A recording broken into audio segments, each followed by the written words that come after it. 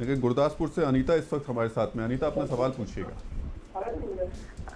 Sir मेरी बच्ची ना मतलब 2 साल की है, तो मैं फीड कराती हूँ, तो मतलब वो इंजेक्शन मैं लगवा सकती हूँ वैक्सीन का?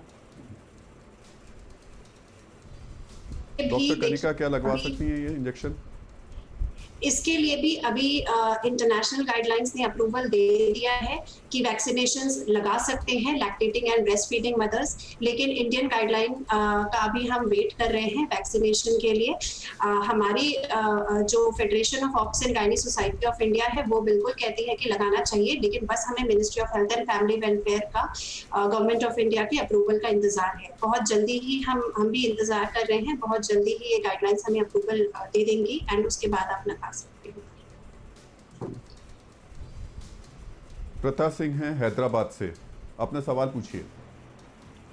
सर मैं पिछला मंगलवार को कोविड में मतलब पॉजिटिव आया था, तो मैं घर में ही रह रहा हूँ। दवाइयाँ मेरे पास में सारी कुछ दवाइयाँ ले रहा हूँ, तो अब मुझे क्या है, ये 15 दिन के बाद में दोबारा चेकअप कराने की जरूरत पड़ेगी, टेस्टिंग कराना पड़ेगा, क्योंकि छोटे छोटे बच्चे हैं। तो हालांकि मैं तो रहता हूँ, ये थोड़ा सा क्लियर जरूर कर दीजिए कि कितने वक्त तक दवाइयाँ लेनी चाहिए और कब टेस्ट के लिए जाना चाहिए। एक्चुअली जी, ये बहुत ही अच्छा क्वेश्चन है। आप लोगों का बहुत सारी भ्रांतियां हैं, लेकिन अभी जो ministry of health and family welfare की जो नई गाइडलाइंस आई है उसके अनुसार 14 दिनों के बाद आपको किसी भी प्रकार का कोई भी आरटीपीसीआर टेस्ट करके नेगेटिविटी शो करने की जरूरत नहीं है। परंतु आपके केस में, क्योंकि घर में 2 छोटे छोटे बच्चे हैं, तो मैं फिर भी आपको एडवाइस करूंगा कि 14 दिन ऑलरेडी आपको बीत चुके हैं, इसलिए आप अपना एक, जब भी समय मिले, जल्दी नहीं है, आप अपना एक आरटीपीसीआर टेस्ट करके अपने आप को नेगेटिव, अपने खुद के सेटिस्फेक्शन के लिए भी जरूरी होता है। कई बार सरकार की गाइडलाइंस अपनी जगह हैं, और परंतु अपने परिवार की परिस्थिति भी देखना हम लोगों के लिए बहुत जरूरी होता है। जहां तक सवाल है कि कोरोना वायरस का, तो कोरोना वायरस के लिए ऐसा कहा जाता है कि 9 दिनों के बाद में कोरोना वायरस, या 8 दिनों के बाद में कोरोना वायरस अपना रेप्लिकेशन अपने बॉडी, ह्यूमन बीइंग की बॉडी में रेप्लिकेट करना बंद कर देता है, या उसके बाद वो डेड होना शुरू हो जाता है। इसलिए आप अभी बहुत सेफ जोन में हैं, परंतु स्थिति अभी भी ऐसी है कि आपको अपने आप को अपने परिवार के सदस्यों तक से थोड़ा दूर रखना चाहिए, जब तक कि आप आरटीपीसीआर टेस्ट करके अपने आप को नेगेटिव शो ना कर लें। रहना होगा। जी जी जी जी, गुड़गांव से विशाल है हमारे साथ में। विशाल, सवाल पूछिए अपना। मेरा सवाल ये है कि हमें एक मैसेज आया था, उसमें ये लिखा था कि आप अपनी नोज में लेमन जूस डालें तो वो ठीक रहेगा कोविड के लिए। डॉक्टर नीलम मोहन, क्या नाक में नींबू की बूंद डालने से कोरोना का वायरस मर जाएगा? जी नहीं, बिल्कुल नहीं। लेकिन ऐसा है कि हम काफ़ी लोग नॉर्मल सलाइन मतलब जैसे हमारे आंसू का ऑलमोस्ट टेस्ट है, नॉर्मल सलाइन बाद ड्रॉप्स होते हैं, तो कभी कभी ये बोलना होता है कि नाक के अंदर खुजली हो तो इंसान नाक के अंदर डालता है हाथ, और सबकॉन्शियसली पता नहीं चलता है।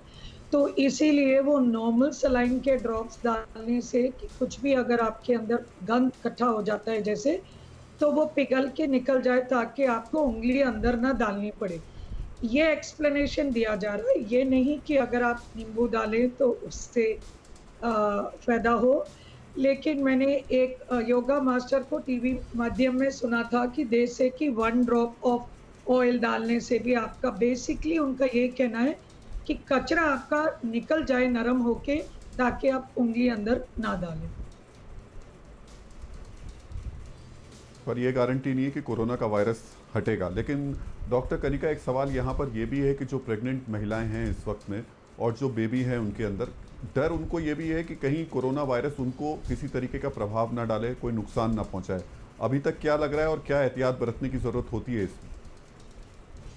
हाँ जी, पहले जो लास्ट ट्रेंड था कोरोना वायरस का, जो लास्ट एक साल पहले जो कोरोना वायरस था, उसमें थोड़ा सा इफेक्टिविटी बेबी की कम थी। अभी भी बेबी की कम ही है। जो भी हमारी स्टडीज हुई हैं अभी तक, उसमें ये देखा गया है कि 96 to 97% केसेस में बेबी को कोई हार्म नहीं हुआ है। बेबी एकदम ठीक रहे हैं। लेकिन हाँ, कोरोना वायरस में हाई फीवर लेडी को होता है, तो उसमें कई बार बेबी का सडन इंट्रायूटाइन डेथ होने का चांस होता है कि बेबी पेट के अंदर ही सडन खत्म हो सकता है। जैसा मैंने कहा, मैक्सिमम केसेस में नहीं होता, इसका 3 से 4% एक रिस्क होता है। इसीलिए अगर प्रेग्नेंट लेडी को फीवर आता है कोरोना के टाइम पर, तो वो पैरासिटामोल की टैबलेट प्रिकॉशनरली दिन में 2 या 3 बार ले ही ले 5 दिन तक, तो जिससे कि कम से कम फीवर कंट्रोल रहेगा। और जो नॉर्मल प्रिकॉशंस बताए गए हैं, like sanitization and mask wearing, nebulization, ये सब चीज़ों का ध्यान दें। फिक्र आपकी, सोमवार से शुक्रवार रात 9 बजे सिर्फ TV9 भारतवर्ष पर।